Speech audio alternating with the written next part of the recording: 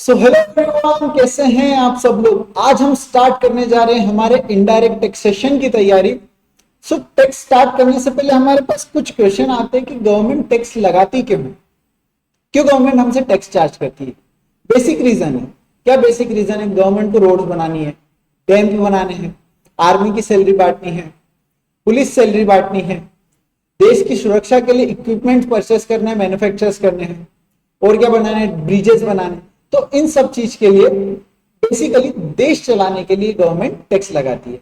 Means tax क्यों लगा रहा है गवर्नमेंट? क्यों टैक्स लगा रही है? देश चलाने के लिए। और देश चलाने का मतलब क्या हुआ कि रोड बनाना, ब्रिजेस बनाना, डैम बनाना, पुलिस की सैलरी बांटना, आर्मी की सैलरी एक्सपेंडिचर करना, या फिर अगर कोई इक्विपमेंट परचेस करना है फॉर आर्मी तो उसके लिए टैक्स लगाना पड़ता है।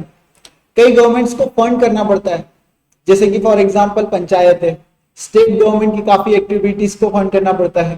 तो ये सारी चीजें की इन सारी एक्टिविटीज के लिए सेंट्रल गवर्नमेंट क्या करती है? हम पे टैक्स लगाती है। और वही आंसर हमको हमारे इंस्टीट्यूट ने भी दे रखा है। सेम आंसर हमको इंस्टीट्यूट ने भी दे रखा है। क्या आंसर है? To provide basic facility. Whatever money is received by the government from taxation is spent by it for the welfare of the citizen। किसके लिए? वेलफेयर ऑफ द सिटीजन के लिए। वेलफेयर ऑफ द सिटीजन मतलब health care, electricity, road, education system, free houses for the poor and water supply, police, fire fighters, judiciary system, disaster relief, taking care of bridges and other things of public welfare. ये तो हमारा वो first point. Second point, to finance multiple government, all the local government of the state like village panchayat, block panchayat, municipal corporation receive fund from the finance commission. Means government से ही इनको पैसा मिलता है और वो आगे अपनी एक्टिविटी कैरिड आउट करते हैं। फिर थर्ड पॉइंट क्या है? Protection to of the life. Means अगर in case internal armed rebellion खड़ा होता है या फिर कोई एक्सटर्नल अग्रेशन होता है तो उस केस में भी गवर्नमेंट को फाइनेंशियली जूझना पड़ता है। इस कारण से गवर्नमेंट टैक्स लगाती है ताकि इन केसेस में हमारे जो कंट्री है वो फाइनेंशियली स्ट्रांग रहे। तो ये होता है हमारा बेसिक रीजन कि टैक्स लगाने का रीजन क्या है कि गवर्नमेंट को इंटरनली हमारे देश को कंट्रोल करने के लिए, हमारे देश को चलाने के लिए गवर्नमेंट क्या लगाती है? टैक्स लगाती है। ये तो हमारा हो गया बेसिक आंसर। इसके बाद हमने पूछा गवर्नमेंट से कि गवर्नमेंट ये टैक्स आप लगाओगे कितने टाइप्स में लगाओगे? एक टाइप होगा, दो टाइप होगा, कितने टाइप में? तो गवर्नमेंट ने बोला कि दो टाइप में हम बेसिकली क्या करेंगे? टैक्स को डिवाइड करेंगे। दो टाइप्स में हम टैक्स को लगाएंगे। एक होता है इनकम टैक्स, एक होता है goods and service tax. Basically income tax क्या पे लगता है? जब आप इनकम अर्न करते हो, जब आप इनकम अर्न करते हो तो उस पर इनकम टैक्स लग जाता है। और जब उस इनकम को आप एक्सपेंस करने जाते हो, जब खर्चा करने जाते हो तो अगेन आप पे वो टैक्स लग जाता है। तो ऐसे दो टाइप से हम टैक्स लगाएंगे। इनकम कमाओगे तो भी टैक्स लगेगा और जब उसे एक्सपेंस करने जाओगे तो भी उस पर टैक्स लगेगा। ठीक है। तो अब जो इनकम टैक्स है उसे हमने नाम दिया है डायरेक्ट टैक्स। रीजन क्यों दिया है हम आगे बात करेंगे इसमें। उसके बाद जो एक्सपेंस पे हम टैक्स एक्सपेंस करते हैं, जब एक्सपेंस करने जाते हैं तो भी हम टैक्स देते हैं गवर्नमेंट को, तो उसको दिया गया है इनडायरेक्ट टैक्स। अब जो डायरेक्ट टैक्स है यानी जो इनकम टैक्स है उसे डायरेक्ट टैक्स क्यों कहा जाता है? गवर्नमेंट ने क्या बोला कि ये जो इनकम टैक्स पे जो आप टैक्स दोगे, इनकम पे जो आप टैक्स दोगे वो इनकम आपका और मेरा डायरेक्ट रिलेशनशिप रहेगा। कैसा रहेगा? Direct relationship. मींस अगर आपने 10 लाख रुपीस कमा है तो फॉर एग्जांपल आप 1 लाख रुपीस लाके इन हैंड आप मेरे को दे देना, डायरेक्टली गवर्नमेंट को डिपॉजिट कर देना। तो ये क्या हुआ? हमारे बीच में डायरेक्ट रिलेशन, गवर्नमेंट और मेरे बीच में डायरेक्ट रिलेशन रहा कि अगर जैसे ही मैं कुछ इनकम अर्न करता हूं तो मुझे डायरेक्टली गवर्नमेंट के पास जाना है और अपना टैक्स जमा करना है। ठीक है, ये डायरेक्ट रिलेशनशिप हुआ। Direct tax is referred to as the tax levied on a personal income and wealth and is set directly to the government. Means and is paid to directly to the government. ठीक है। अब indirect tax में कैसे अंतर हुआ? Indirect tax क्या होता है? जब आप एक्सपेंस करने जाते हो, जब आप खर्चा करने जाते हो तब आपको टैक्स देना है, तब आपको डायरेक्टली गवर्नमेंट को नहीं देना।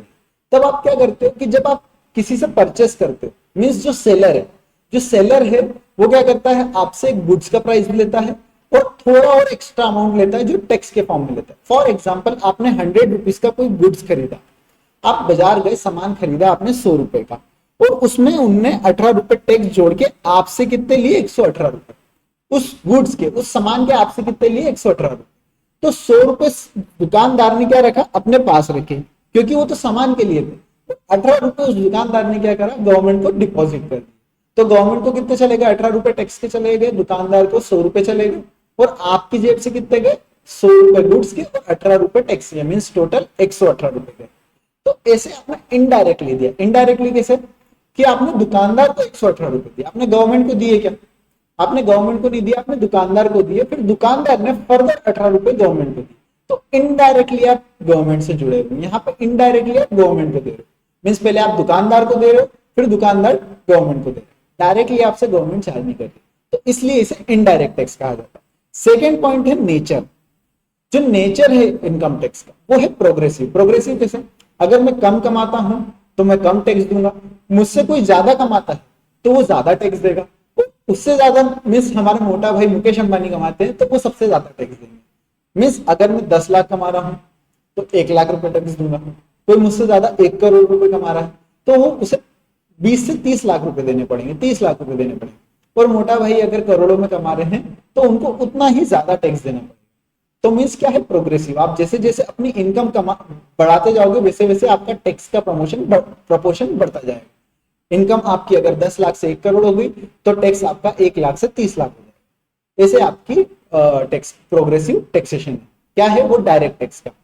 लेकिन इनडायरेक्ट टैक्स में रिग्रेसिव नेचर है। रिग्रेसिव मीन्स वो बदलता नहीं। आप अगर कम कमा रहे हो तो भी आपको उतना टैक्स देना है, आप ज्यादा कमा रहे हो तो भी आपको उतना टैक्स देना है, और आप बहुत ज्यादा कमा रहे हो तो भी आपको उतना ही टैक्स देना है। ठीक है, ऐसे आपका रिग्रेसिव नेचर मीन्स अगर मैं आज एक कार लेने जाता हूँ, फॉर एग्जाम्पल मैं एक्सयूवी 300 लेने गया, एक्सयूवी 300 आ रही है अभी मार्केट में फॉर एग्जाम्पल 10 लाख रुपीज की। ठीक है, अब 10 लाख रुपीज पे फॉर एग्जाम्पल अपन इस एग्जाम्पल को बदल के कर लेते हैं 20 लाख। हमने अच्छी कार खरीदी 20 लाख वाली एक्सयूवी 700।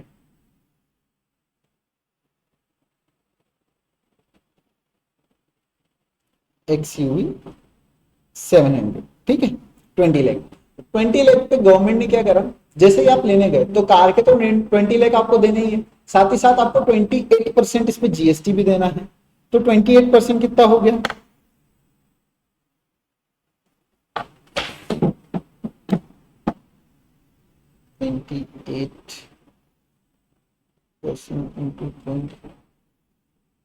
$5,60,000 मीन्स आपको कितने देने, 5,60,000 आपको टैक्स में देने। तो टोटल आपको कितने पे करके आने, 25,60,000।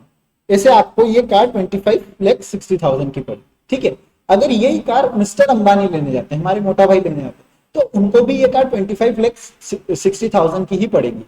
क्यों, क्योंकि यहाँ पे नेचर जो है रिग्रेसिव, यहाँ पे कोई भेदभाव नहीं है। आप अगर ज्यादा कमाओगे तो भी आपको 5,60,000 ही टैक्स लगेगा, कम कमा रहे हो तो भी आपको 5,60,000 ही लगेगा। तो यहाँ पे इनडायरेक्ट टैक्स का जो नेचर है वो है नेचर। मीन्स अगर आप रबर खरीदते हो, जो पेंसिल का रबर आता है 2 रुपए का, 5 रुपीज का जो भी आता है, तो उस पर आप भी उतना ही टैक्स दोगे। अगर मिस्टर अंबानी खरीदने जाएंगे उसी रबर को तो भी उन्हें उतना ही टैक्स देंगे। ठीक है, तो यहाँ पे क्या हो गया, नेचर रिग्रेसिव हो गया। ठीक है,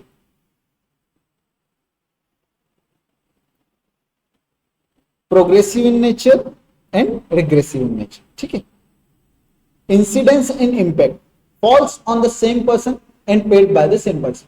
इन डायरेक्ट टैक्स में क्या हुआ कि मैंने इनकम कमाई और गवर्नमेंट ने मेरे पे ही टैक्स लगाया और मैंने ही वो टैक्स पे किया।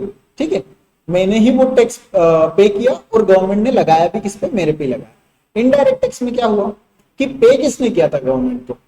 पे जो सेलर था, जो गुड्स हमको सेल कर रहा था, जिससे हम सामान लेके आए थे 118 रुपए में, तो पे तो 18 रुपए गवर्नमेंट को वो कर रहा था ना। मीन्स गवर्नमेंट के पास पैसे देने तो वो गया था, पर कलेक्ट किससे किया था उसने, हमसे लिए थे। 118 रुपए उसने हमसे लिए थे, मीन्स 100 रुपए गुड्स के लिए थे, 18 रुपए टैक्स के लिए थे। तो 18 रुपए मैंने उसे दिए थे एक्स्ट्रा, और पे किसने किया, सेलर ने करा। मीन्स बर्डन किस पे आया, बर्डन मेरे पे आया। 18 रुपए जेब से मेरे गए, उसकी जेब से कुछ नहीं गया, उसकी जेब में तो आए और फिर गए, हमारी जेब से नेट हमारी जेब से गए। तो क्या हो रहा है यहाँ पे सामने वाला सेलर कर रहा है और बर्डन किस पे आ रहा है, मुझ पे आ रहा है। जो बायर है उस पे बर्डन आ रहा है और जो सेलर है उस पे, उसकी जेब से पैसे जा रहे हैं। ठीक है, बर्डन उस पे नहीं आ रहा। ठीक है, एग्जाम्पल हमने देख लिया इसका, income tax means direct tax, और जीएसटी और कस्टम ड्यूटी भी है इनडायरेक्ट टैक्स है, ठीक है। इविएशन is more easy in direct tax, means direct tax की चोरी करना बहुत इजी है, इनडायरेक्ट टैक्स की चोरी करना थोड़ा मुश्किल है, बट वहां भी लोग कर ही लेते, ठीक है। तो डायरेक्ट टैक्स की चोरी करना इजी कैसे, अगर मैंने मान लो 10 लाख रुपए कमा, और 10 लाख रुपए में से मेरी कैश इनकम थी 2 लाख, मीन्स मैंने कोई सर्विस दी थी किसी को और उससे मैंने कैश ले लिया था कि कैश में दे दे मुझे ये 2 लाख रुपए। अगर बैंक में देगा तो मैं गवर्नमेंट को पता चल जाएगा कि मेरी बैंक में पैसा आया है, तो इसकी इनकम पे टैक्स लगा। 2 लाख रुपए मैंने उससे क्या करा, कैश ले लिया। अब जब गवर्नमेंट आई मेरे घर पे तो मैंने वो 2 लाख रुपए छुपा दी। अब यहाँ पे छुपाना बहुत इजी हो गया, मैंने दोस्त को दे दिए, जमीन में गाड़ दिए, या कहीं पे भी मैंने उसको इन्वेस्ट कर दिए विदाउट नॉलेज ऑफ गवर्नमेंट। तो यहाँ पे मैंने इनकम कितनी डिस्क्लोज करी, 8 लाख की। तो यहाँ पे टैक्स बचाना, 2 लाख रुपए की इनकम पे मेरे पे टैक्स बचाना मेरे लिए इजी हो गया। यहाँ टैक्स एविजन थोड़ा इजी है, ठीक है। लेकिन इनडायरेक्ट टैक्स में ऐसा नहीं है। इनडायरेक्ट टैक्स में सेलर क्या करता है, वो गुड्स आपको देगा ही नहीं जब तक आप उसे जीएसटी नहीं दोगे। मतलब वो पहले आपसे गुड्स का प्राइस और जीएसटी दोनों लेगा, उसके बाद ही आपको गुड्स रिलीज करेगा। तो वहां पे थोड़ा मुश्किल होता है। इस कारण से डायरेक्ट टैक्स में टैक्स एविजन इजी है और इनडायरेक्ट टैक्स में टैक्स एविजन थोड़ा सा मुश्किल है। इम्पोजिशन एंड कलेक्शन हमने अकॉर्डिंग अगेन हमने पढ़ लिया है कि impose and collect from the same person and impose on collected from consumers of the goods and service but paid and deposited by the, ठीक है। बर्डन शिफ्ट नहीं हो सकता। बर्डन कैसे शिफ्ट नहीं हो सकता, क्या डायरेक्ट टैक्स में जो मेरी इनकम पे से टैक्स लगा था, मैं किसी से मांग सकता हूं, क्या मैं किसी से लेने जा सकता हूं कि यार मुझे ये टैक्स दे दे, मेरे को लगा है ये गवर्नमेंट को देना है, नहीं। लेकिन इनडायरेक्ट टैक्स में क्या होता है, जो सेलर है, सेलर क्या करता है, वो हमसे टैक्स मांगने आ जाता है, बर्डन शिफ्ट कर देता है। उसकी जेब से जैसे ही गवर्नमेंट को टैक्स जाता है तो वो बोल देता है कि ये टैक्स तो आपको भरना है क्योंकि गुड्स आपने खरीदा है, तो वो शिफ्ट कर देता है हम पे बर्डन, वो हमसे टैक्स ले लेता है और फिर गवर्नमेंट को जमा करता है। तो वहां पे बर्डन शिफ्ट हो जाता है, कहां से, सेलर से कंज्यूमर पे। लेकिन डायरेक्ट टैक्स में हम किसी पे बर्डन शिफ्ट नहीं कर सकते, हम पापा से भी नहीं मांग सकते कि गवर्नमेंट हमसे टैक्स मांग रही है तो आप हमें पैसे दो। पापा बोल देंगे आप इतनी इनकम कमा रहे हो, तो आप जब इनकम कमा रहे हो इतनी और टैक्स लग रहा है उस पर, तो आप खुद ही दे दो ना, तो पापा भी नहीं देंगे वहां पर, ठीक है। इवेंट क्या है, आपकी इनकम टैक्सेबल होनी चाहिए, जब जाके आप पे इनकम टैक्स लगे। इनकम टैक्सेबल कैसे होनी चाहिए, गवर्नमेंट ने क्राइटेरिया बना रखा है। क्या क्राइटेरिया बना रखा है कि आपकी इनकम अगर बहुत कम है, अगर बहुत कम है तो आप पे टैक्स नहीं लगेगा। फॉर एग्जांपल आप साल का 2,50,000 ही कमा रहे हो तो आप पे कोई टैक्स नहीं लगेगा। अभी 2,50,000 को 7 लाख तक कर दिया है कि अगर आप 7 लाख तक कमा रहे हो तो आप पे कोई टैक्स नहीं लगेगा, ठीक है। लेकिन इन केस अगर आप इनडायरेक्ट टैक्स में जाते हो तो इनडायरेक्ट टैक्स में जैसे ही आप गुड्स खरीदने गए, चाहे वो 2 रुपए का खरीदने गए हो, 100 रुपए का खरीदने गए हो, लाख रुपए का खरीदने गए हो या करोड़ रुपए का खरीदने गए हो, तो जैसे ही आप गुड्स खरीदने जाते हो तो वहां पे कोई बाइफर्केशन नहीं। जैसे ही आप एक्सपेंस करते हो, चाहे वो गुड्स खरीदते हो, चाहे आप सर्विस लेते हो, सर्विस क्या ले सकते हो आप, स्पा सर्विस ले सकते हो, हेयर कटिंग सर्विस ले सकते हो, या फिर मूवी देखने जाते हो वो भी एक सर्विस है, एंटरटेनमेंट सर्विस है। तो जैसे ही आप कुछ सर्विस लेते हो या गुड्स लेते हो वहां पे आप टैक्स पे कर देते हो। जैसे ही आप एक्सपेंडिचर करते हो मींस वहां पे आप टैक्स पे कर देते हो, ठीक है। अब हमने गवर्नमेंट से पूछ लिया सबसे पहले कि गवर्नमेंट आप टैक्स क्यों लगाते हो, तो गवर्नमेंट ने बता दिया कि हमको देश चलाना होता है, रोड बनाना होता है, पुलिस की सैलरी देनी पड़ती है, आर्मी की सैलरी देनी पड़ती है, कई सारी गवर्नमेंट्स को फंड करना पड़ता है। फिर हमने ये भी पूछा कि टैक्स लगाओगे आप तो कितने टाइप्स में लगाओ, तो गवर्नमेंट ने बता दिया 2 टाइप्स में लगाएंगे। दोनों टाइप्स के हमने मतलब समझ लिए कि दोनों टाइप्स के टैक्स कैसे होते हैं। फिर हमने बोला कि ये गवर्नमेंट ये टैक्स मैनेज कौन करेगा, मीन्स जो डायरेक्ट टैक्स है इसके लिए कोई अथॉरिटी है कि सब आप बीजेपी वाले ही करेंगे, क्या सिर्फ जब कांग्रेस थी तो कांग्रेस वाले ही करेंगे। तो क्या करा गवर्नमेंट ने कि मोदी जी तो मैनेज नहीं कर पाएंगे, उनके पास तो अदर बहुत सारे काम है। तो उन्होंने ना 2 बोर्ड बनाए, 2 क्या बनाए, बोर्ड बनाए। एक है central board of direct tax, एक है central board of indirect and custom, ठीक है, सीबीडीटी एंड सीबीआईसी। सीबीडीटी का काम क्या है, नाम से ही समझ में आ रहा है, डायरेक्ट टैक्स को मैनेज करना। और सीबीआईसी का काम क्या है, इनडायरेक्ट टैक्स को मैनेज करना, मींस जीएसटी और कस्टम को मैनेज करना, ठीक है। इन दोनों को कौन मैनेज करेगा, इन दोनों को मैनेज करेगा डिपार्टमेंट ऑफ रेवेन्यू। कौन मैनेज करेगा, डिपार्टमेंट ऑफ रेवेन्यू, ठीक है, डिपार्टमेंट ऑफ रेवेन्यू। और डिपार्टमेंट ऑफ रेवेन्यू को कौन मैनेज करेगा? मिनिस्ट्री ऑफ फाइनेंस, ठीक है। इस टाइप से एक हायरार्की बनाएंगे कि सीबीडीटी डायरेक्ट टैक्स को सीबीडीटी मैनेज करेगा, इनडायरेक्ट टैक्स को सीबीआईसी मैनेज करेगा, और इन दोनों को सीबीडीटी यानी सीबीडीटी और सीबीआईसी को कौन मैनेज करेगा? Ministry department of revenue. और डिपार्टमेंट ऑफ रेवेन्यू को कौन मैनेज करेगा? मिनिस्ट्री ऑफ फाइनेंस, ठीक है। उसके बाद हमने concept on feature of indirect tax already पढ़ लिए हैं टाइप्स में, फिर भी हम एक बार इसे रिवाइज कर ले। किस पे लगता है इनडायरेक्ट टैक्स? जब आप एक्सपेंस करने जाते हो। तो एक्सपेंस आप क्या खरीदते हो? जब आप गुड्स खरीदते हो या सर्विस खरीदते हो। गुड्स में आप कार खरीद सकते हो, आप छोटी से छोटी चीज पिन खरीद के लाते हो, उस पर टैक्स दे के आते हो। तो इस टाइप से जैसे ही आप कोई परचेस करने गए गुड्स या सर्विस में, आप मूवी देखने गए, हेयर कटिंग सर्विस कराने गए, तो इस कारण से आप वहां पे जैसे ही आप गुड्स और सर्विस आप परचेस करके आते हो, वहां पे आप टैक्स दे के आते हो। Indirect tax is levied on the time of supply और मैन्युफैक्चर और परचेज और सेल और import of export of goods, further it is also levied on supply, ठीक है। बर्डन शिफ्ट हो जाता है, अगेन हमने देखा था बर्डन शिफ्ट हो जाता है। किस पे शिफ्ट हो जाता है? कंज्यूमर पे शिफ्ट हो जाता है। जो सेलर है वो क्या करता है? 100 रुपए गुड्स के लेता है और 18 रुपए टैक्स के भी ले लेता है। तो 118 रुपए हमसे ले लेता है वो, हमें बिना बताए, वो 118 रुपए ले लेता है और 18 रुपए डिपॉजिट भी कर देता है हमें बिना बताए, ठीक है। तो हमें पता ही नहीं चलता, हम टैक्स दे के आ जाते हैं, ठीक है। अगेन बर्डन शिफ्ट हो जाता है, वो हमसे 118 रुपए लेता है जो कि उसे 100 रुपए लेना चाहिए था, ठीक है। इन्फ्लेशनरी इन नेचर, क्या इस इन जीएसटी लगने से, जो इनडायरेक्ट टैक्स है लगने से, क्या गुड्स की प्राइस महंगी हो जाती है? ऑफकोर्स। जो गुड्स 100 रुपए में मिल सकता था हमें, वो गुड्स अब हमें 118 रुपए में मिले, मीन्स 18 रुपए महंगा हो गया। आप वही लाखों में जाओ, अगर आप एक कार लेने जाते हो, 10 लाख रुपए की कार लेने जाते हो, तो 1,80,000 उस पर टैक्स लग जाता है। तो 11,80,000 मीन्स 1 लाख रुपए से उसकी अप्रोक्सीमेटली 2 लाख रुपए से उसकी प्राइस बढ़ गई। तो क्या गुड्स महंगा हो गया? इन्फ्लेशनरी हो गया, इन्फ्लेशनरी नेचर है। जीएसटी जो है इन्फ्लेशनरी, गुड्स की प्राइस क्या करता है? बढ़ा देता है, ठीक है। सोशल वेलफेयर, सोशल वेलफेयर क्या करता है? गवर्नमेंट ने क्या कर रखा है कि कुछ गुड्स ऐसे हैं ना, उस पर टैक्स या तो नहीं लगा रखा है या फिर कम लगा रखा है, और कुछ गुड्स पे हायर टैक्स लगा रखा है। कैसे लगा रखा है? कि जैसे खाने की कोई आइटम है, ग्रेन्स है, वेजिटेबल्स, तो उनको एग्जाम कर रखा है, उन पे कोई टैक्स नहीं लगेगा, वो एग्जाम है, मीन्स उस पर 0 टैक्स है। लेकिन कोई ऐसे टोबैको है, अल्कोहल है, इस टाइप के जो गुड्स है, वीड है, चरस है, गांजा है, तो इन गुड्स पे क्या कर रखा है गवर्नमेंट ने? इन पे टैक्स 200% तक लगा रखा है। तो सोशल वेलफेयर हुआ कि नहीं हुआ?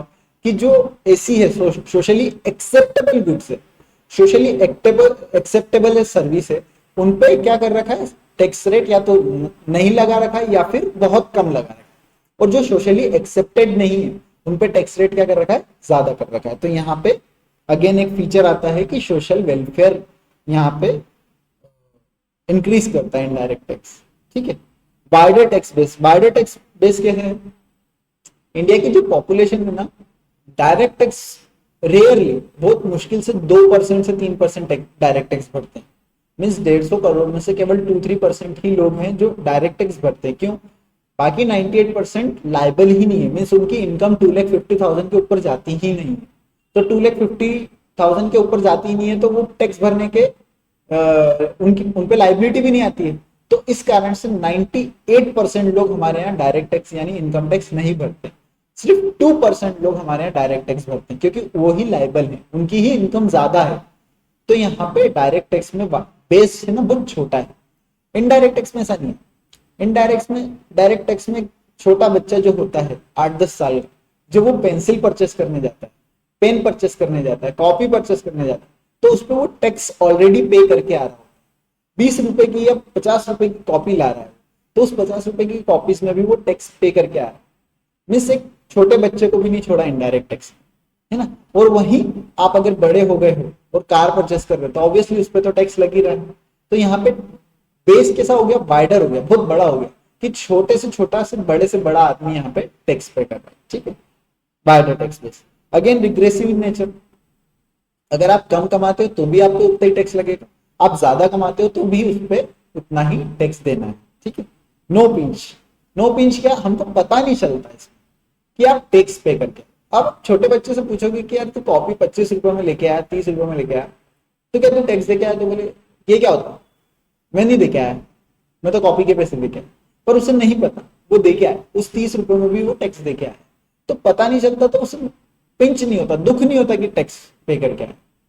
फिर वही जब डायरेक्ट टैक्स है और आप कुछ कमाते हो और गवर्नमेंट आपके घर से आके आपका जो अमाउंट है, आपकी इनकम है, वो कुछ प्रोपोर्शन में ले जाते हैं, तो वहां पर बड़ा दुख होता है कि मैंने कमाया फिर गया, मीन्स पैसा आया फिर गया, तो दुख होता है।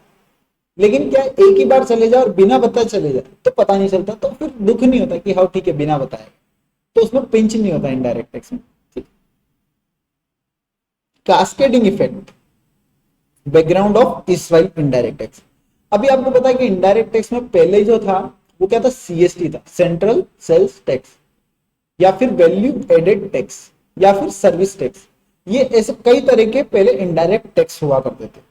तो ये इनडायरेक्ट टैक्स को हटा के जीएसटी क्यों लाया गया, 2017 में जीएसटी को क्यों इंप्लीमेंट किया गया, क्यों इस कारण इतनी बहस छुड़ती है। न्यूज चैनल पे आप देखोगे तो आप देखोगे कि जीएसटी का इंप्लीमेंटेशन गलत हुआ, कई लोग बोलते जीएसटी ही गलत है, जीएसटी लाना ही नहीं था। तो ये ऐसा क्यों हुआ कि जीएसटी को लाया गया और पुराने टैक्स रिजीम को हटाया गया। ठीक है, पुराने टैक्स रिजीम में कुछ प्रॉब्लम्स थी। क्या प्रॉब्लम्स थी, मीन्स जीएसटी अच्छा है ऑब्वियसली, पुराने में प्रॉब्लम थी तो जीएसटी अच्छा है, क्या प्रॉब्लम थी।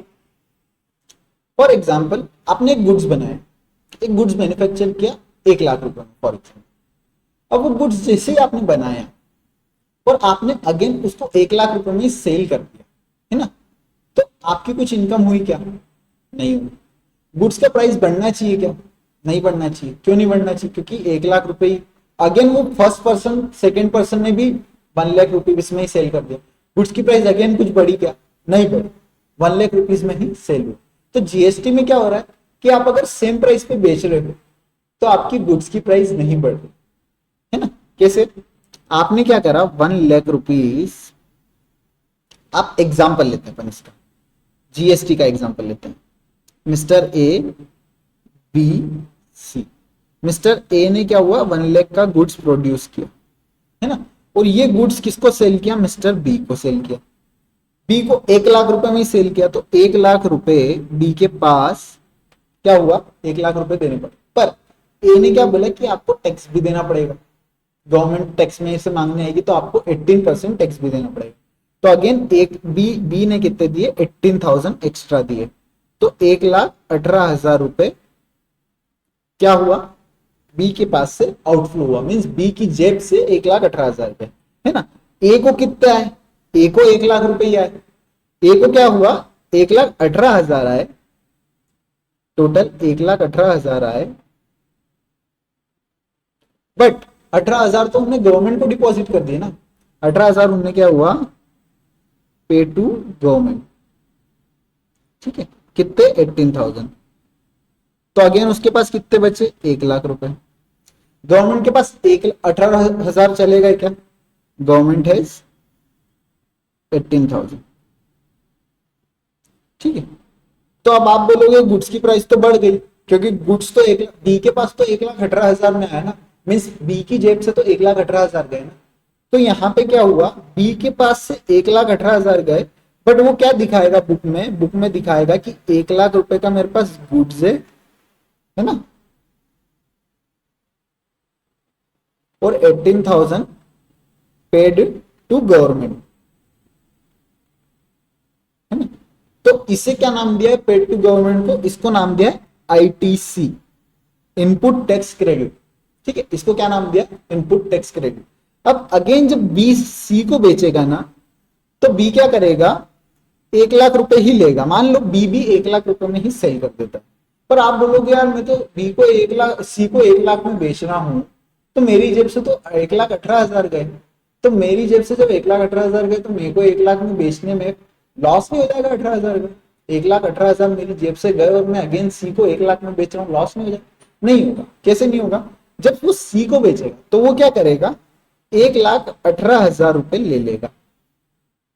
कैसे लेगा, 1 लाख रुपए तो गुड्स के, हम तो गुड्स तो 1 लाख में ही बेच रहे हैं ना, गुड्स तो 1 लाख में बेच रहे, तो गुड्स क्या करेंगे हम, 1 लाख रुपए सी से क्या करेंगे, 1 लाख रुपए गुड्स के लेंगे। अगेन सी से हम टैक्स के रूप में जीएसटी 18% 18,000 लेंगे, है ना, तो टोटल हो गए 1,18,000। अब आप इसमें बोलोगे कि 1 लाख रुपए क्या करेगा, बी क्या करेगा, 1 लाख रुपए अपने पास रखेगा और 18,000 क्या करेगा, गवर्नमेंट को डिपॉजिट करेगा। हाँ सही करेगा। तो इसमें तो अगेन लॉस हो जाएगा कि उसके पास 1 लाख ही बचे और उसके पास गए थे इनिशियली तो 1,18,000 गए थे और अभी 18,000 फिर चले गए गवर्नमेंट के पास। नहीं, ऐसा नहीं होगा। क्या होगा कि 1 लाख रुपए तो वो अपनी जेब में रख लेगा और जो ये 18,000 है, इस 18,000 को पता है वो क्या करेगा, 18,000 उसको गवर्नमेंट को पे करने हैं। तो माइनस साइन लगा दो कि गवर्नमेंट को पे करने हैं, पर वो ऑलरेडी कुछ अमाउंट पे करके आया है क्या, इनडायरेक्टली वो टैक्स पे करके आया है क्या, इनडायरेक्टली कैसे, उनने ए को दिया फिर ए ने गवर्नमेंट को दिया, ऐसा कुछ हुआ है क्या, हाँ 18,000 वो दे के आया है। तो ये जो 18,000 वो ऑलरेडी आईटीसी दे के आया, मीन्स 1 लाख रुपए उन्होंने गुड्स के दिए थे जब इनिशियली परचेस किया था, 1 लाख रुपए गुड्स के दिए थे और 18,000 टैक्स के दिए थे, तो 18,000 पे करके आया है क्या, हाँ पे करके आया। तो 18,000 जब वो पे करके आया है और 18,000 ही उसको पे करने की आ रही है, तो नेट अब उसे जीरो पे करना, मीन्स उसे 18,000 पे करने की लाइबिलिटी आ रही है, तो 18,000 तो ऑलरेडी पे करके आया है, तो नेट क्या होगी, जीरो। तो यहाँ पे उसकी लाइबिलिटी अगेन क्या होगी, जीरो। मीन्स उसके पास पूरे 1,18,000 नहीं है ना, गवर्नमेंट को उसे कुछ नहीं देना, तो उसकी जेब से 1,18,000 गए थे, 1,18,000 आ गए, तो यहाँ पे उसको नो बेनिफिट नो लॉस। ठीक है, अगेन सी के पास क्या है, 1 लाख रुपए का गुड्स है, गुड्स है और आईटीसी कितने की है, 18,000 की। अब वो ऐसी चेन कितनी भी चला लो आप, 1,000 टाइम्स चला लो आप ऐसी चेन, आप पे कोई टैक्स नहीं बढ़ेगा, आपके गुड्स की प्राइस भी नहीं बढ़ेगी।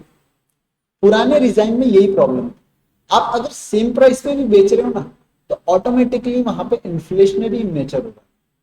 वहां पे 1 लाख रुपए में ही अगर आप गुड्स बेच देते तो 1,18,000 हो जाता था, फिर 1,18,000 का 1,36,000 हो जाता था, तो आप लोगों को वहां लॉस होता था।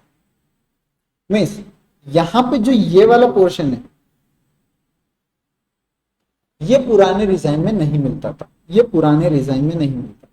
मीन्स क्या हुआ यहाँ पे, जब बी सी को सेल करने जाता था और वो 1,18,000 या 1 लाख रुपए, 1,18,000 सी से लेता था, जब वो क्या करता था 1,18,000 सामने वाले से लेता था, क्या करता था 18,000 गवर्नमेंट के लेता था और 1 लाख रुपए अपने गुड्स के लेता था।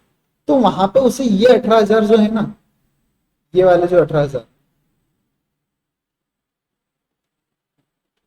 इसमें 1 लाख तो गुड के और 18,000 टैक्स के, तो ये 18,000 अगेन गवर्नमेंट को पे करने पड़ते थे, यहाँ पे उसको 18,000 जेब से देने पड़ते, तो उससे क्या होता था, लॉस हो जाता था। तो वो लॉस रिकवर करने के लिए सेम गुड्स को फिर वो क्या करता था, 1,40,000 में बेचता था, 1,36,000 में बेचता था। तो 1,36,000 में क्या हुआ कि 1,18,000 तो मैं पे करके आया था, तो 1,18,000 तो उसके लिए, और 18,000 में टैक्स के भी लूंगा क्योंकि गवर्नमेंट फिर मेरे घर आएगी कि आपने गुड सेल किया है तो 18,000 दो। और मैं गवर्नमेंट को इस बार ये नहीं बोल पा रहा था कि 18,000 तो मैं ऑलरेडी पे करके आया हूं और 18,000 ही लाइबिलिटी आ रही है तो नेट तो जीरो करो, नहीं, आप 18,000 जो पे करके आए वो भूल जाओ, अब आपकी लाइबिलिटी 18,000 आ रही है तो आपको ये भी मुझे देना ही पड़ेगा, जो दे के आए वो भूल जाओ, जो आप अभी आपकी लाइबिलिटी आ रही है वो भी आपको देनी ही पड़ेगी। तो यहाँ पे बी को प्रॉब्लम हो रही थी कि मेरे को सेम गुड्स 1 लाख रुपए में बेचना है बट मैं बेच नहीं पा रहा हूँ, वही गुड्स मुझे 1,36,000 में बेचना पड़ रहा है।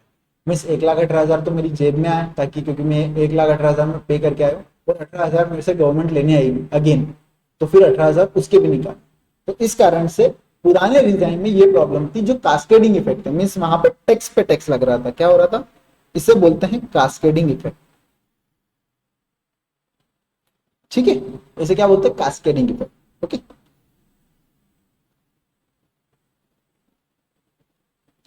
वो एग्जाम्पल, सेम एग्जाम्पल यहाँ पे आपके रेफरेंस के लिए है, एक बार आप पढ़ोगे तो आपको समझ में आ जाएगा। ठीक है, सेकेंड लेक्चर, सेकेंड चैप्टर नहीं है ये, फर्स्ट चैप्टर का ही पार्ट है कि अब हम जीएसटी में आ तो गए, तो जीएसटी कैसा है, ये जीएसटी क्यों इतना फेमस है, क्यों सबको अच्छा लगता है, बिजनेसमैन को क्यों इतना पसंद आता है। ये पसंद बिजनेसमैन को इसलिए आता है कि सबसे पहले तो सिंगल टैक्स हो गया, पहले क्या होता था सीएसटी भी है, वेट भी है, सर्विस टैक्स भी है, इतने सारे टैक्स थे, इतने सारे टैक्स होने के कारण क्या होता था, बिजनेसमैन को बहुत प्रॉब्लम होती थी कि यार मुझे सीएसटी का भी ध्यान रखना है, उसका एक्ट भी मुझे पढ़ना पड़ेगा कितने परसेंट से टैक्स लगेगा, वैल्यू एडेड टैक्स भी लगेगा तो वो कितने परसेंट से लगेगा, उसकी क्या कंडीशन है, उसके बाद सर्विस टैक्स भी लगेगा, तो सर्विस टैक्स की क्या कंडीशन है, वो किस रेट से लगेगा, तो ये सब चीजें उसको ध्यान रखने पड़ती। और ये सबके ऑफिस अलग अलग थे। सर्विस टैक्स का ऑफिस किसी अलग प्लेस पे है जी, CST का ऑफिस अलग प्लेस पे, तो उसको महीने में एक आध बार हर ऑफिस अलग जगह जाना पड़ता। तो ये भी एक प्रॉब्लम थी। GST में ऐसा नहीं, GST एक सिंगल टैक्स हो गया, ऑफिस एक जगह हो गया, जाना भी नहीं पड़ रहा, सब ऑनलाइन है, अब सब ऑनलाइन करना है आपको, किसी के ऑफिस जाने की जरूरत नहीं है ना। मीन्स गवर्नमेंट ऑफिस में आप जैसे इंटर करोगे तो सबसे पहले तो प्यून ही आ जाएगा, आपको आपको वेलकम करने प्यून ही आ जाएगा कि लाओ हमारा इनाम दो, फाइल अंदर पहुंचानी है तो हमारा इनाम। तो ये एक GST में सबसे बड़ा क्या बोलते हैं बेनिफिट है कि आपको जो करप्शन है वो कितना लिमिटेड हो गया कि आप घर बैठे बैठे ऑनलाइन आपको सब ऑफिस में बैठे बैठे वहीं पे आपको काम करना, ठीक है। तो ये एक बेनिफिट हो गया GST से पाथ ब्रेकिंग इनडायरेक्ट टैक्स, ठीक है। Reform which attempts to create a common national market, common national market बना दिया, सिंगल टैक्स में लिया है। Subsume multiple indirect tax, means सारे इनडायरेक्ट टैक्स को कंबाइन करके एक सिंगल टैक्स बना दिया। कैसे कर दिया, वो एक जूस नहीं आता गंगा जमुना, वो क्या होता है कि मल्टीपल जूस का कॉम्बो रहता है, तो वो कॉम्बिनेशन करके एक जूस बना दिया, मीन्स एक टैक्स। आप एक जूस पी लियो, आपको काफी सारे जूस पीने की जरूरत भी नहीं पड़ेगी और आपको सारे विटामिन मिल जाएंगे, ठीक है। तो tax like excise duty, service tax, VAT, CST, luxury tax, entertainment tax, entry tax, और इतने सारे टैक्स है अभी तो जो सब्सिडी हो गए जो अपन ने लिखे भी नहीं, ठीक है, क्योंकि अब जरूरत भी नहीं है, उनको पढ़ना भी नहीं है ना। अब GST जो बनाया गवर्नमेंट ने, तो अगेन यहाँ पे मोदी जी संभालेंगे क्या इसको, तो उनने क्या करा, एक GST काउंसिल बनाया। GST काउंसिल ने क्या करा, GST काउंसिल ने रेट डिसाइड किया कि किस गुड्स पे कितने % से टैक्स लगाएंगे, किन लोगों पे टैक्स नहीं लगेगा, किस गुड्स और किस सर्विस पे टैक्स नहीं लगेगा। मीन्स यहाँ पे आपको इस गुड्स पे इस सर्विस पे टैक्स नहीं देना है, यहाँ पे आप एग्जाम हो गए। मीन्स ग्रेन्स वगैरह है, ओट्स है, वेजिटेबल्स है, इन पे टैक्स नहीं लगेगा। तो ये सब कौन डिसाइड करेगा, मोदी जी बनाने जाएंगे, कितना टाइम लगेगा, तो उन्होंने GST काउंसिल बनाई। GST काउंसिल में एक होगा union finance minister, union finance minister क्या होगा, चेयरपर्सन रहेगा। उसके बाद यूनियन मिनिस्टर ऑफ स्टेट रहेगा, यूनियन मिनिस्टर ऑफ स्टेट रहेगा। एंड देन वो क्या होगा, in charge of revenue of finance, वो मेंबर होगा। और हर एक स्टेट का मिनिस्टर इंचार्ज ऑफ फाइनेंस और टैक्स और any other minister nominated by each state government, मतलब जितनी स्टेट है हर स्टेट एक मेंबर अपॉइंट करेगी उस काउंसिल में, और वो मेंबर एक अपना मिनिस्टर अपॉइंट करेगी। और वो मिनिस्टर ऑफ जो फाइनेंस ऑफ स्टेट है, means minister of finance of central तो रहेगा ही, वो मेंबर रहेगा। और उसके बाद जो स्टेट के फाइनेंस मिनिस्टर है, स्टेट के फाइनेंस मिनिस्टर है, वो भी यहाँ पे मेंबर रहेंगे।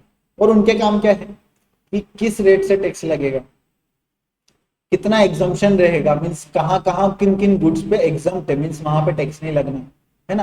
क्या छोटे बिजनेसमैनों को, क्या अगर मैंने कल शॉप ओपन करी कि लेट से I open our shop from tomorrow, और उस पे जैसे ही मैंने एक गुड सेल किया तो गवर्नमेंट घर आ जाएगी कि आपने गुड सेल किया तो टैक्स लगा दो।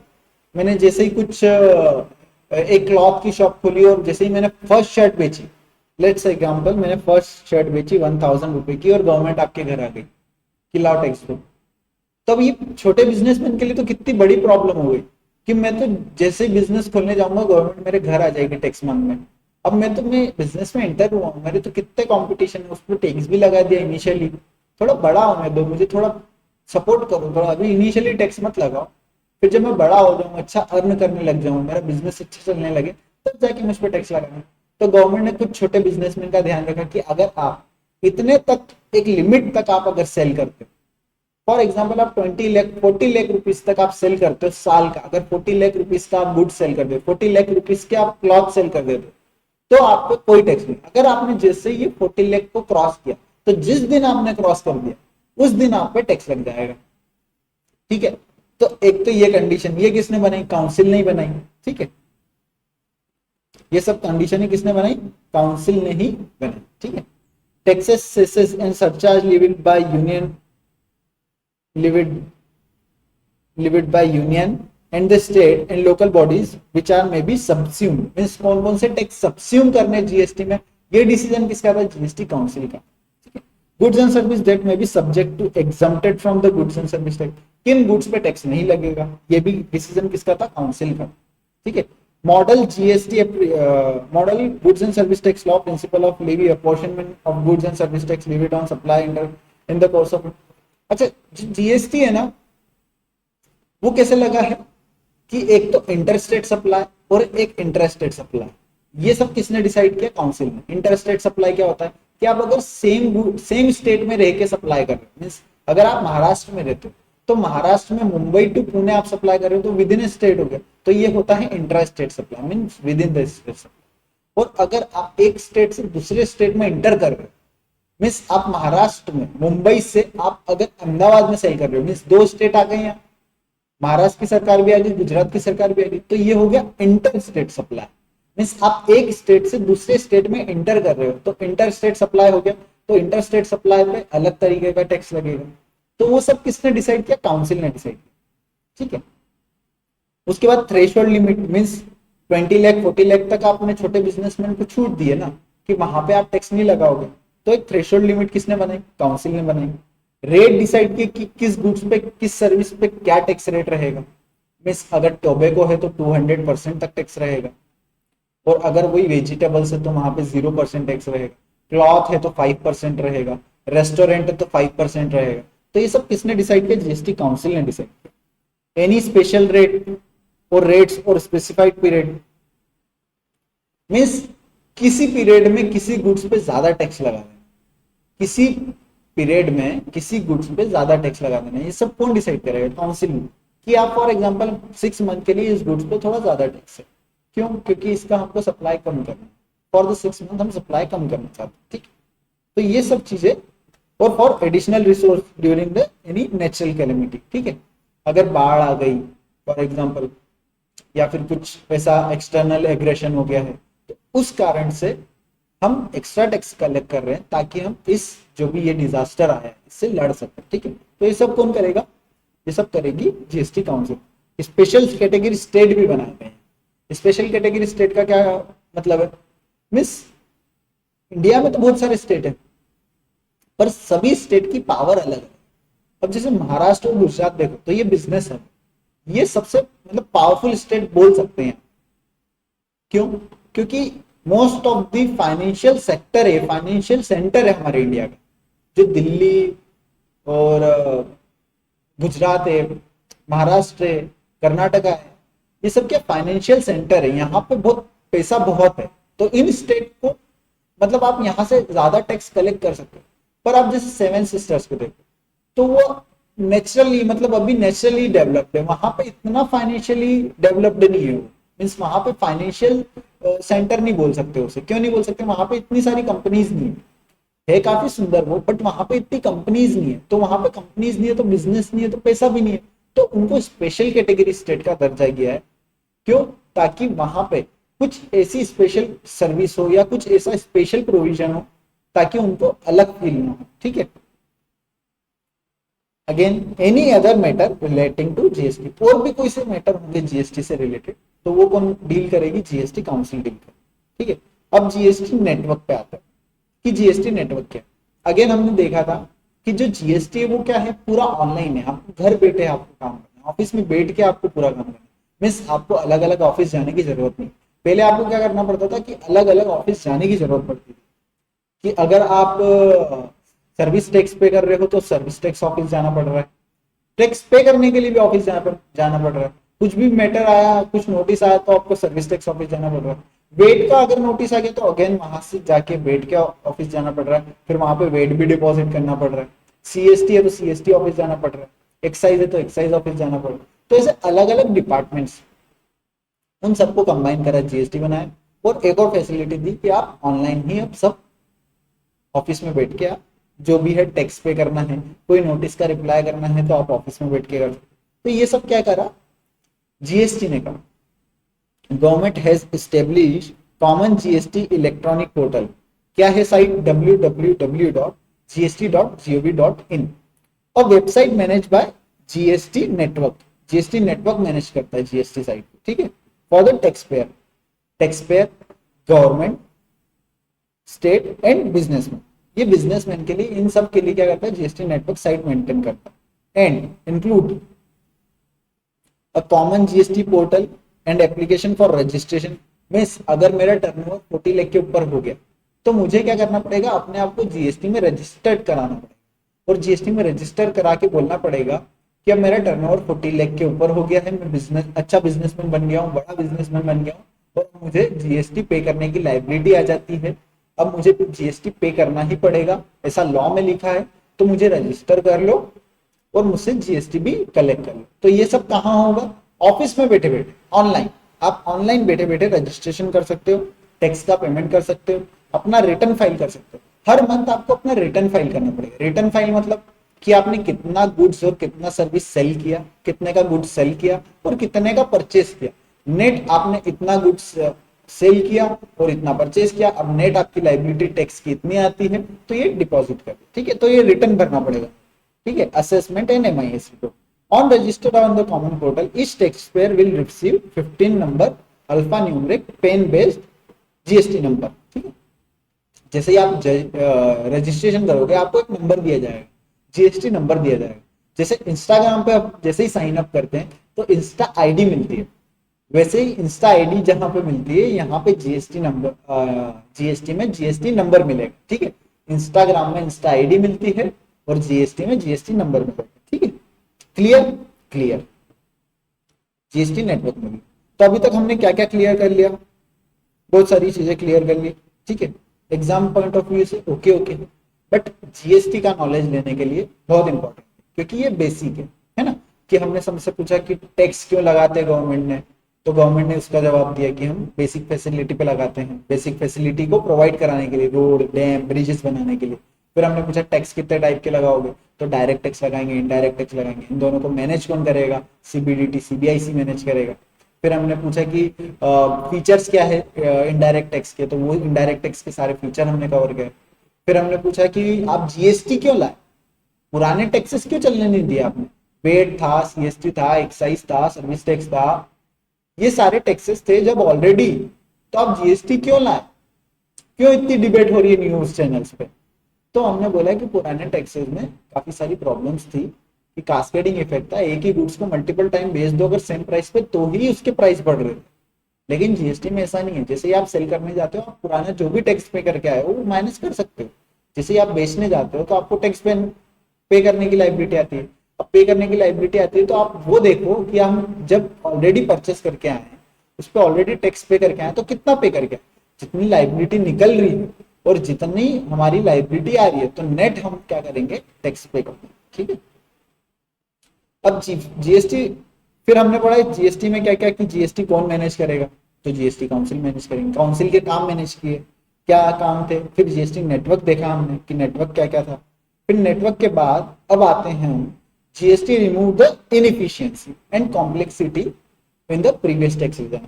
पुराने टैक्स डिजाइन में क्या क्या प्रॉब्लम थी जो जीएसटी के आने की वजह से क्या हुई है, खत्म हुई। जीएसटी आने की वजह से पुराने टैक्स में जो जो प्रॉब्लम थी वो सारी खत्म हो गई। क्या प्रॉब्लम थी, एक तो बहुत सारे टैक्स थे, तो आप जब चार्टर्ड अकाउंटेंट या कॉस्ट अकाउंटेंट बनते तो क्या होता है कि बहुत सारे एक्ट पढ़ने पड़ते थे। इतने सारे एक्ट पढ़ने पड़ते थे तो वहां प्रॉब्लम ये हो गई थी कि यार मेरे को इतने सारे एक्ट पढ़ने पड़ रहे हैं, बहुत प्रॉब्लम। तो एक काम करो, सीए और सीएमए के लिए भी एक इजी कोर्स कर दो कि आप एक ही एक्ट पढ़ लेना, जीएसटी एक्ट। तो यहाँ पे जीएसटी एक्ट बनाया है सारे रिजाइन को। बिजनेसमैन के लिए तो था ही बेनिफिट कि अब उसे भी मल्टीपल टैक्सेस नहीं पे करने पड़ेंगे, ठीक है। उसके बाद सीमलेस फ्लो ऑफ क्रेडिट।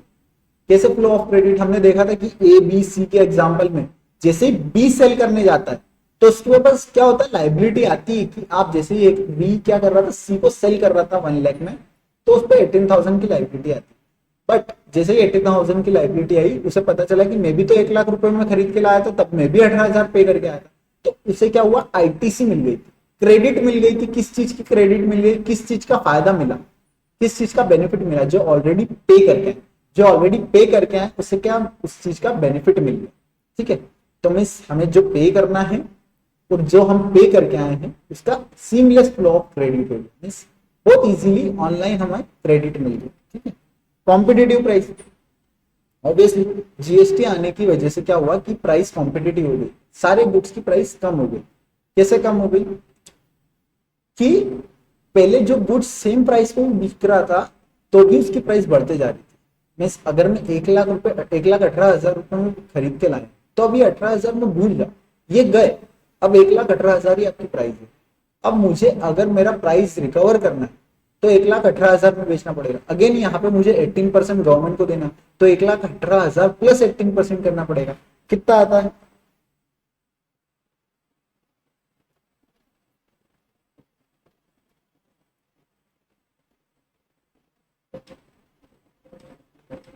$1,39,240, ठीक है, इतना इसका प्राइस आता है। अब मुझे क्या करना है, 1,39,000 कलेक्ट करना पड़ेंगे, 1,39,240। और जब मैं इसको इस प्राइस पे बेचूंगा तब भी मैं लॉस ही कर रहा हूँ, तब भी मेरे को कोई प्रॉफिट नहीं हो रहा, क्योंकि 1,18,000 तो इनिशियली चले गए थे मेरे पास से, और 1,18,000 के बाद मैं इससे गवर्नमेंट अगेन कितने लेने आ जाएगी, 21,000 मेरे से अगेन लेने आ जाएगी। तो 21,240 भी दे दूंगा इसमें से, जैसे 21,240 दूंगा तो मेरे पास 1,18,000 रुपए क्या करेंगे, बचेंगे। और मैं 1,18,000 में ही परचेस करके लाया था और 1,18,000 ही बच रहे। अब जब जो पर्सन इनसे खरीद रहा है, बी से खरीद रहा है, 1,39,240 में जो परचेस कर रहा है, तो अब उसकी जेब से 1,39,000 चलेगा। अब भूल जाओ, अब आप जब सेल करोगे तो आपको पहले तो ये देखना है कि मुझे 1,39,000 तो रिकवर करने ही है। क्यों? क्योंकि ये तो मेरी प्राइस है, मीन्स ये तो मेरी कॉस्ट प्राइस हो गई। अब 1,39,000 प्लस 18% रिकवर करना है, 1,39,240 प्लस 18%, तो ये कितना हो गया, ये हो गया 1,64,240, ठीक है। अब इसमें प्रॉफिट तो जोड़ा ही नहीं हमने, ठीक है, इतना रिकवर करूंगा तब जाके मेरी सिर्फ प्राइस निकलेगी, मीन्स मैं ब्रेक इवन पे रहूंगा, नो प्रॉफिट नो लॉस पे। अब 1,18,000, अब मैं कितने दे के आया हूं वहां पे, 1,39,000 है ना, और गवर्नमेंट मेरे से 18% लेने आएगी 1,39,240 का, तो कितना हो गया, 1,39,000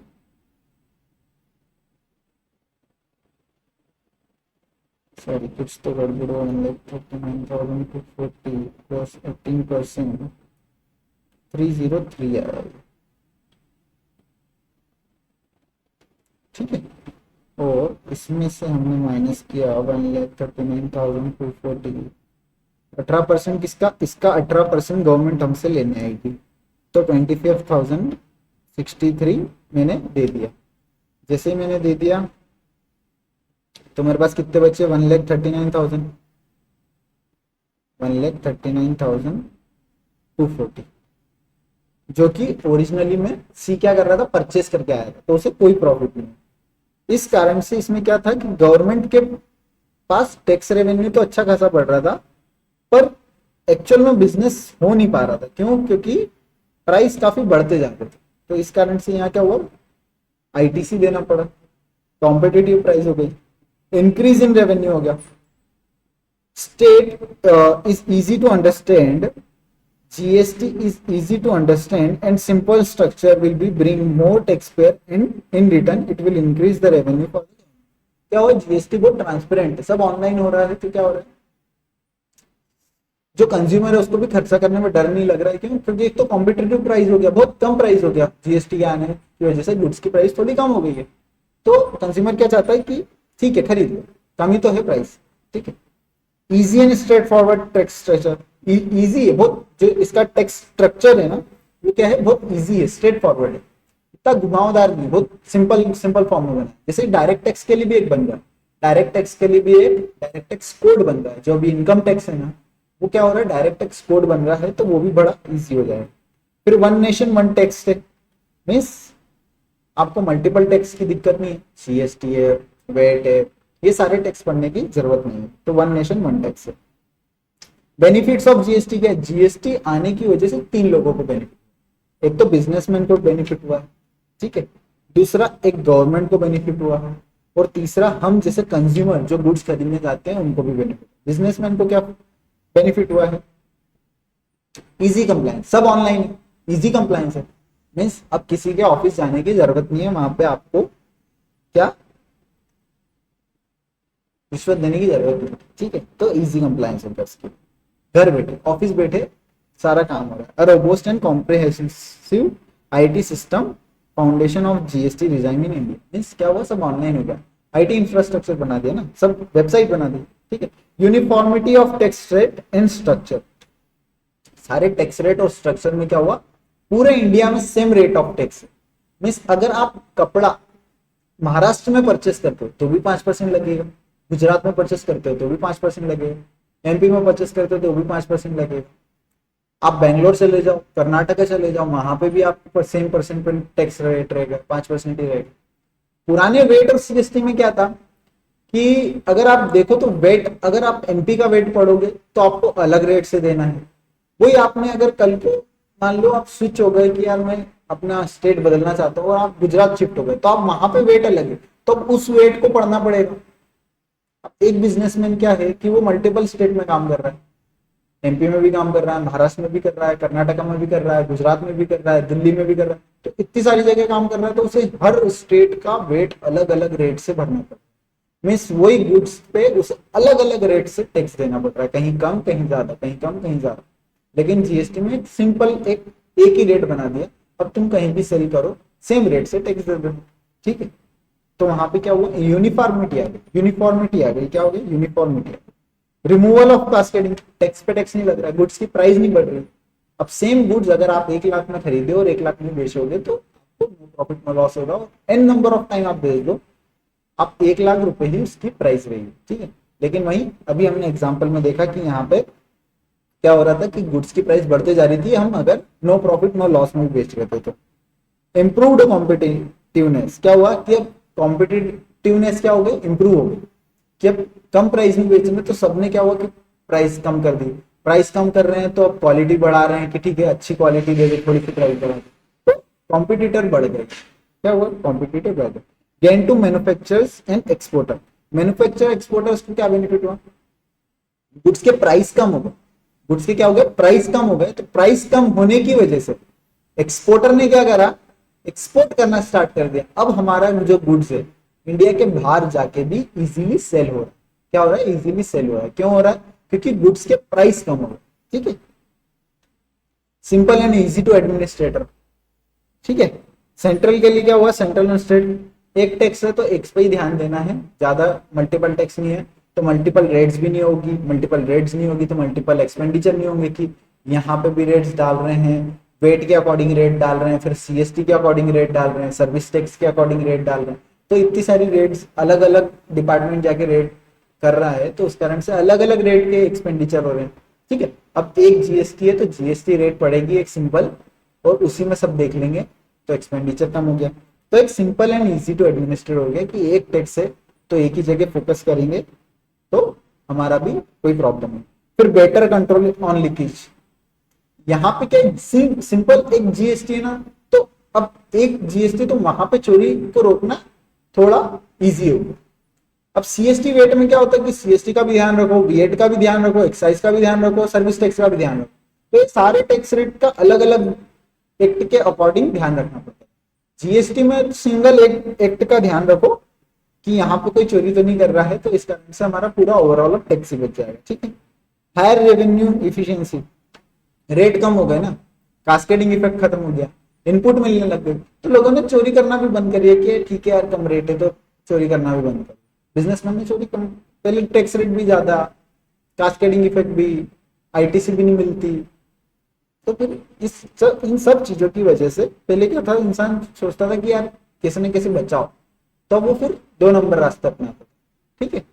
boost to make in India initiative, exports बढ़ गए हमारे, मैन्युफैक्चरर ने क्या करा, एक्सपोर्ट करना शुरू कर दिया। हमारे यहाँ इंडिया में तो हो ही गई जो पूर्ति, अब क्या करता हूँ हम एक्सपोर्ट भी करते हैं इसको, क्या करते हैं हम एक्सपोर्ट करते हैं। तो एक्सपोर्ट करने से क्या हो गया कि हमारी जो मेक इन इंडिया की जो इनिशिएटिव था वो बढ़ गया, ठीक है।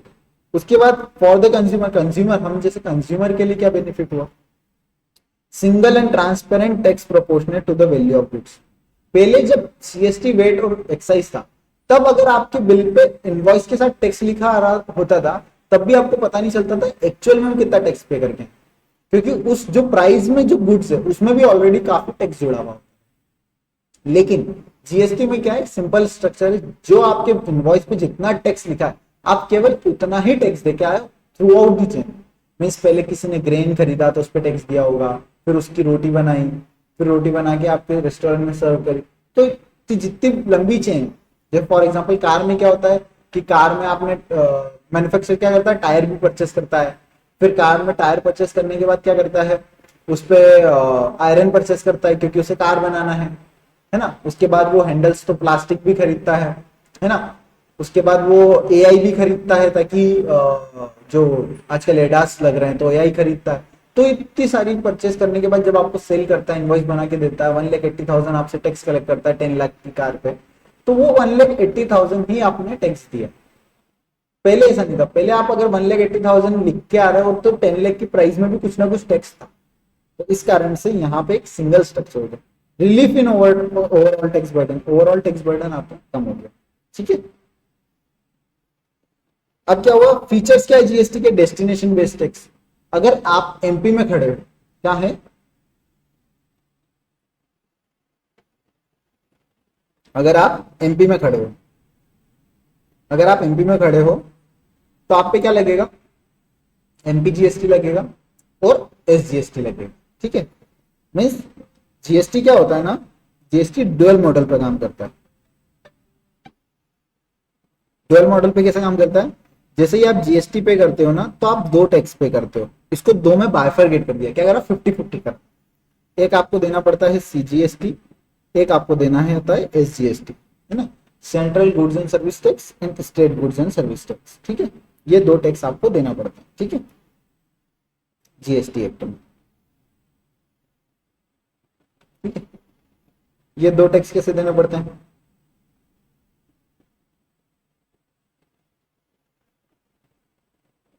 जैसे आपने फॉर एग्जाम्पल 1,000 रुपए की एक शर्ट खरीदी और इस पे अभी हमने डिस्कस किया था कि 5% टैक्स रेट है, तो आपको 5% टैक्स देना, तो कितना हो गया, 500 रुपीज हो गया, 50 रुपीज हो गया, सॉरी 50 रुपीज, है ना।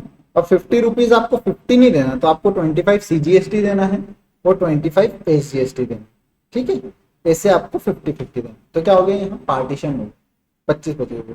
तो 25 जो है वो किसको चले जाएंगे, सेंट्रल को चले जाएंगे, मीन्स दिल्ली चले जाएंगे, सेंट्रल दिल्ली गवर्नमेंट, है ना। और जो एसजीएसटी है, दिल्ली मीन्स दिल्ली वाली केजरीवाल वाली गवर्नमेंट, मोदी वाली गवर्नमेंट पे चले जाएंगे। ठीक है, और एसजीएसटी जो है ये हमारे चले जाएंगे महाराष्ट्र के, जो भी अभी प्रेजेंट में गवर्नमेंट है, बीजेपी, शिवसेना या जो भी है ना, तो जो भी ये गवर्नमेंट है उसको ये 25 रुपए टैक्स चले जाएंगे। ठीक है, ये हो गया हमारा महाराष्ट्र गवर्नमेंट के पास 25 रुपए टैक्स। ठीक है, ठीक है, तो अब जो है यहाँ पे डेस्टिनेशन बेस कैसे हो गया, कि जब महाराष्ट्र में सेल हो रहा था गुड्स, तो वहां की गवर्नमेंट को टैक्स मिल रहा था, मीन्स महाराष्ट्र की गवर्नमेंट, स्टेट गवर्नमेंट को टैक्स मिल रहा था। यही गुड्स अगर गुजरात में सेल हो या यूपी में फॉर एग्जाम्पल सेल हो, यूपी में, तो यूपी में जब ये सेल होता है ना, तो क्या लगता है कि सीजीएसटी दिल्ली गवर्नमेंट को तो जाते ही है 25 रुपए, साथ ही साथ क्या होता है, योगी जी को 25 रुपए चले जाते हैं, योगी जी को चले जाते हैं। मीन्स गुड्स कहाँ सेल हो रहा है, यूपी में सेल हो रहा है, तो यूपी में जब सेल होगा तो योगी जी को मिलेंगे, और महाराष्ट्र में सेल हो रहा है तो महाराष्ट्र गवर्नमेंट को मिलेंगे, एमपी में सेल हो रहा है तो मोहन यादव को मिलेंगे। तो इस टाइप से क्या हो रहा है कि जहां पे सेल होगा, जिस डेस्टिनेशन पे सेल होगा गुड्स, उस डेस्टिनेशन पे जो गवर्नमेंट होगी उस गवर्नमेंट को टैक्स मिलेगा। ठीक है, उस गवर्नमेंट को क्या मिलेगा, टैक्स मिलेगा। ठीक है, तो ये क्या हो गया, डेस्टिनेशन बेस्ड टैक्स हो गया। वन नेशन वन टैक्स हमने समझ लिया, ड्यूअल जीएसटी मॉडल हमने अगेन समझ लिया कि अगर आप एक ही स्टेट में अगर बेचने जाते हो तो आप पे क्या लगेगा, सीजीएसटी लगेगा और एसजीएसटी लगेगा, मीन्स 50% आपको सीजीएसटी देना, 50% एसजीएसटी देना। ठीक है, टोटल कंबाइन होकर 5% हो जाएगा। ठीक है, intra state supply of goods and service with in the state. ठीक है, अगर आप सेम स्टेट में बेच रहे हो तो हमने ये बात करी थी सीजीएसटी और एसजीएसटी। अगर मान लो वो स्टेट नहीं है, वो क्या है, यूनियन टेरिटरी है, अंडमान निकोबार है तो वहां पे SGST की वजह जगह UTGST हो जाएगा, means union territory goods and service tax. ठीक है, उसके बाद बी क्या है, inter state supply. Inter state supply means अभी हमने समझा था कि अगर महाराष्ट्र से आप क्या करते हो, वो गुड्स को गुजरात में सेल करते हो, तो अब यहाँ पे तो दो गवर्नमेंट इन्वॉल्व होगी, तो किस गवर्नमेंट को दोगे? आप सेंट्रल को तो दोगे ही सही, वहां तो CGST लग जाएगा, चलो दिल्ली को चले जाएगा, लेकिन महाराष्ट्र को दोगे कि गुजरात को दोगे? तो महाराष्ट्र वाले बोलेंगे कि नहीं हमको दो, गुजरात वाले बोलेंगे कि नहीं हमारे यहाँ गुड्स तो हमारे यहाँ आ रहा है तो हमको दो, तो दोनों में लड़ाई होगी। तो काम करो, दोनों को नहीं देंगे, सिर्फ यहाँ पे सेंट्रल लेगी। और सेंट्रल किस नाम से लेगी?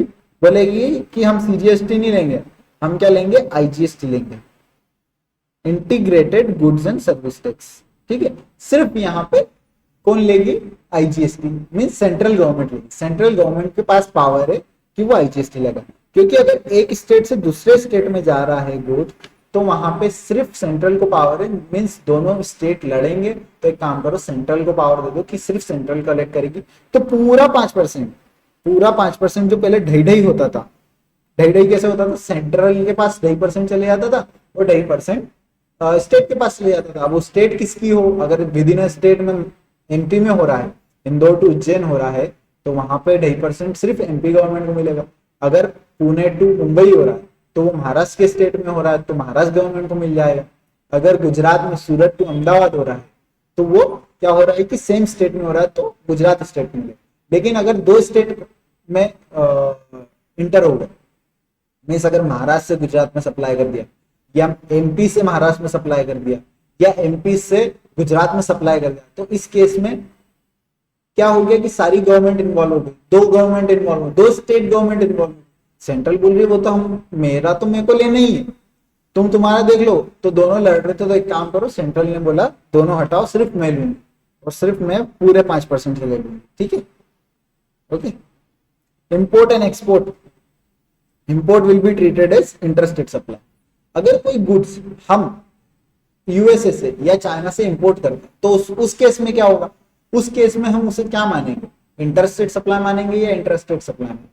मतलब उस पर CGST SGST लगाएंगे या फिर इंटरस्टेट मान के IGST लगाएंगे? क्या करेंगे उस केस में? हम उसे इंटरस्टेट मानेंगे, क्योंकि वहां पे कोई स्टेट का इन्वॉल्वमेंट नहीं है, वहां दो नेशन का इन्वॉल्वमेंट है, चाइना और इंडिया का इन्वॉल्वमेंट है। तो केवल इंडिया कलेक्ट करेगी, मीन्स पूरी इंडिया की गवर्नमेंट कौन है, सेंट्रल गवर्नमेंट है, तो सेंट्रल गवर्नमेंट कलेक्ट करेगी और वहां पे सिर्फ IGST लगेगा। ठीक है, supply and IGST will be chargeable along with basic custom duty.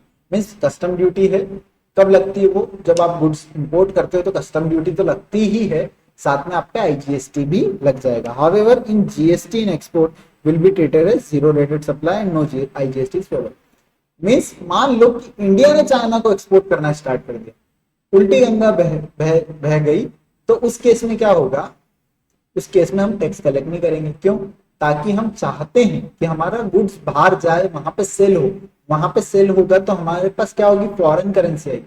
Foreign currency आएगी तो हमारा जो इंडिया है वो क्या होगा, फाइनेंशियली फ्रीडम होगा, फाइनेंशियली स्ट्रांग होगा। फाइनेंशियली स्ट्रांग होने की वजह से हमने टैक्स को क्या करा कि जीरो कर दिया, कि आप अगर एक्सपोर्ट करते हो तो टैक्स देने की जरूरत नहीं है, और टैक्स नहीं दोगे तो आपका गुड्स भी वहां पे कम प्राइस पे बिकेगा, तो सेल हो जाएगा, इजीली सेल हो जाएगा, और इस कारण से हमारा जो इंडिया है वो भी क्या होगा, फाइनेंशियली स्ट्रांग होगा। रेट ऑफ GST क्या हुआ, पहले मल्टीपल रेट्स थे, हर अलग अलग एक्ट में अलग अलग रेट। GST में क्या करा, कुछ रेट डिफाइन कर दी कि इस रेट से ही आप टैक्स कलेक्ट कर सकते। ऐसा नहीं है कि 2% से भी कलेक्ट कर दिया, 2.5 से भी कर दिया, 3 से भी कर दिया, 8 से भी कर दिया, 9.5 से भी कर दिया, ऐसा नहीं। 0.5% से कलेक्ट हो सकता है, या 3% से कलेक्ट हो सकता है, या 5% से हो सकता है, या 12% से होता है, या 18% से हो सकता है, या 28% से हो सकता है। मीन्स ये क्या करें कि 6 रेट बना दी, 6 रेट, इन 6 रेट के अकॉर्डिंग ही आप टैक्स रेट कलेक्ट कर सकते हो। 0.5 means 0.25 CGST plus 0.25 SGST। 28% means 14% CGST, 14% SGST। अभी हमने आधा आधा करा था ना, 1000 की शर्ट लेके आए थे तो हम 50 रुपए टैक्स दे के आए थे, तो 25-25, तो ये 28% प्लस 28% नहीं है, ये 14 प्लस 14 इक्वल्स टू 28% है ना। तो मैक्सिमम रेट क्या है अभी 28%। ओवरऑल क्या है maximum 28%। In addition compensation cess भी लगता है। कंपनसेशन सेस इसलिए लगाया गया था कि जीएसटी आने की वजह से कई स्टेट को रेवेन्यू लॉस हो रहा था। मींस वो पुराने टैक्स रिजाइन में थे तो वो ज्यादा टैक्स कलेक्ट कर पाते थे, लेकिन जीएसटी आने की वजह से उस स्टेट को टैक्स का लॉस हो रहा है, कम स्टेट मिल रहा है, कम टैक्स मिल रहा है। तो उनको खुश करने के लिए गवर्नमेंट ने क्या करा है, कंपनसेशन सेस लगा। अब कंपनसेशन सेस लगा कि जितना भी सेस आएगा तो उस सेस की वजह से जिन जिन स्टेट को लॉस हो रहा है वो सेस उनमें डिवाइड कर दिया जाए। ठीक है, ये कंपनसेशन सेस इसलिए लगाया है।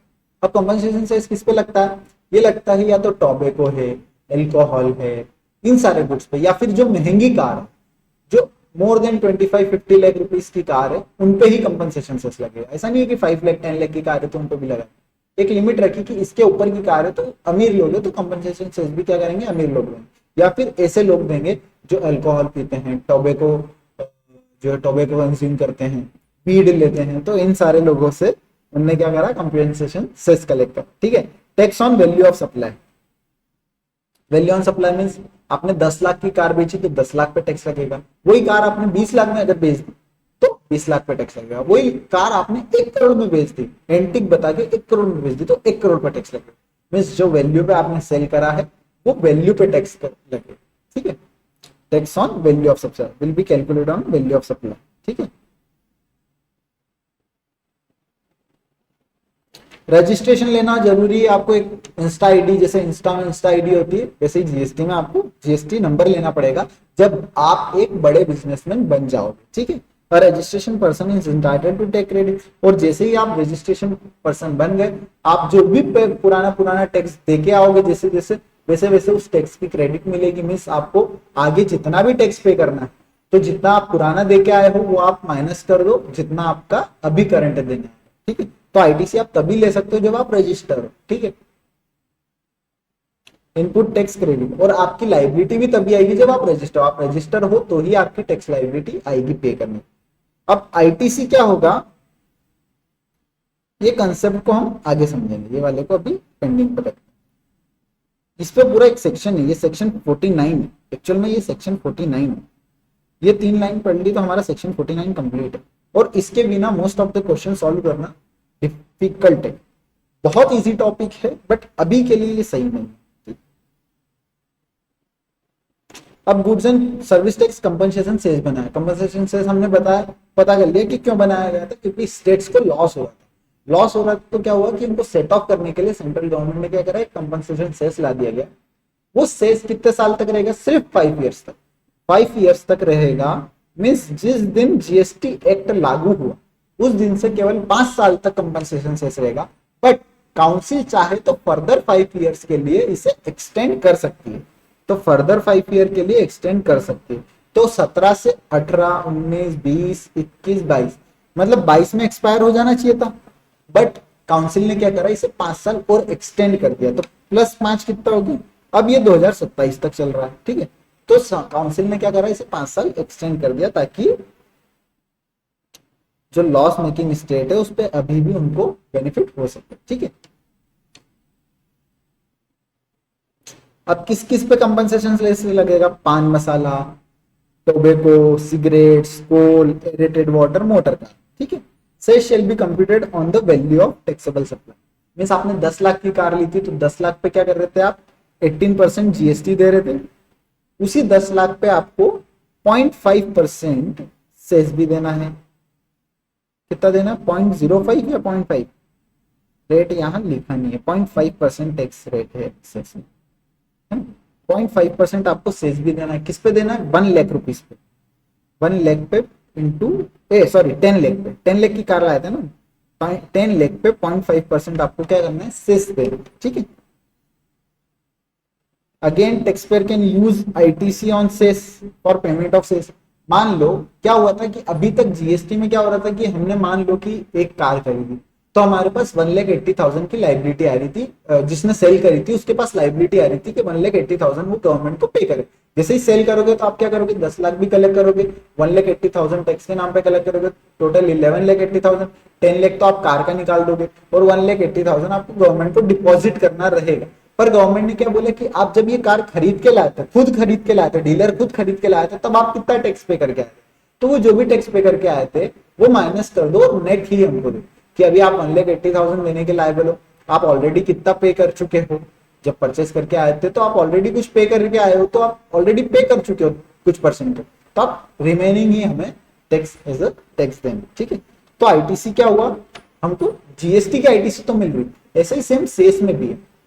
जब आप परचेस करके आते हो तो सेस आप जब पे करके आते हो तो सेस की जो आईटीसी आपको रहती है, जब आप सेल करते हो तो सेस की जो आउटपुट लायबिलिटी आती है, जितना आपको सेस पे करना है और जितना आप पे करके आते हो, यहाँ पे भी आप नेट कर सकते हो सेस को, जीएसटी को नहीं। मीन्स 18%, 1,80,000 जो नेट होगा वो जीएसटी से होगा, और जो 0.5% है वो सेस की, अगर आपके पास आईटीसी है तो आप उसकी सेस की आईटीसी आप नेट ऑफ कर सकते हो। ठीक है,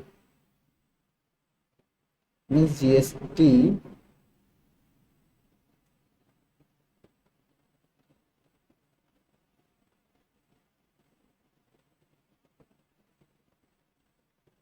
अगेंस्ट जीएसटी ओनली।